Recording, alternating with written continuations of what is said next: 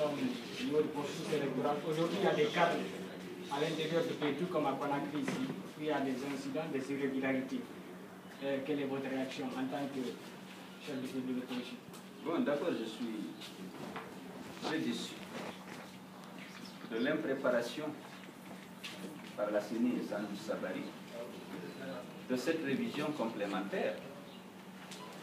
Impréparation qui s'est traduite justement par des dysfonctionnements majeurs qui ont empêché effectivement le recensement dans la quasi-totalité des quartiers et des préfectures de ce recensement complémentaire. Il n'a pas démarré dans beaucoup de préfectures aujourd'hui.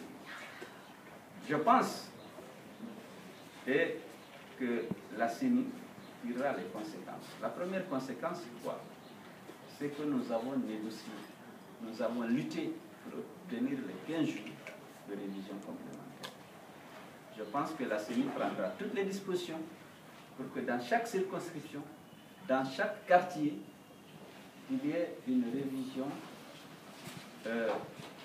durant toute la période de 15 jours. Et que s'il y a 4 jours, 5 jours, 6 jours qui sont perdus dans certains quartiers, dans certaines circonscriptions, il faudra donner la possibilité aux habitants de ces quartiers et de ces circonscriptions de se recenser pendant le délai obtenu au cours du dialogue, c'est-à-dire les 15 jours. En tout cas, l'opposition va se retrouver, nous prendrons les dispositions qu'il faut.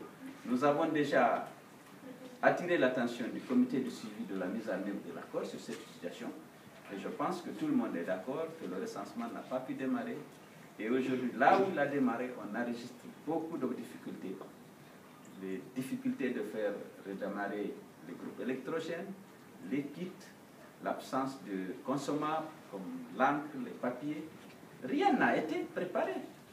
Ça, ce n'est pas acceptable pour l'opposition. Nous allons exiger par tous les moyens légaux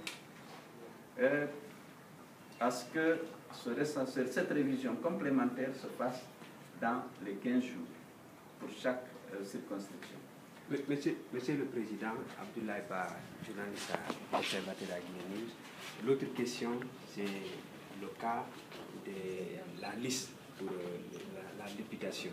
Je voudrais savoir à votre niveau, est-ce qu'il y a des alliances électorales en vue? On a parlé également qu'il semble que votre parti aurait coopté certains opposants. Expliquez-nous de quoi il s'agit exactement. Il y a des alliances qui sont négociées avec un certain nombre de partis, ce n'est pas un secret. Nous avons eu des discussions à cet égard avec l'IFR, nous avons eu des discussions avec ERDIC, nous avons eu des discussions avec le PD, nous avons eu des discussions avec l'UFC, nous avons eu des discussions avec NFD, et avec tous ces partis, il y a des accords qui sont en train d'être conclus. Il y a eu des discussions même avec l'UNR de Boubabari. Là aussi, il y a quelques accords qui sont obtenus. Monsieur le Président, Diallo Mohamed Malik du groupe Évasion Guinée. Il semblerait, depuis l'ouverture des dépôts de candidature, jusque-là, il n'y a que 2 partis politiques qui ont déposé leur candidature. Et la clôture de ces dépôts est fixée à demain. Qu'attendez-vous? Est-ce que l'UFDG compte aller vraiment à ces législatives, puisqu'il reste un peu de temps?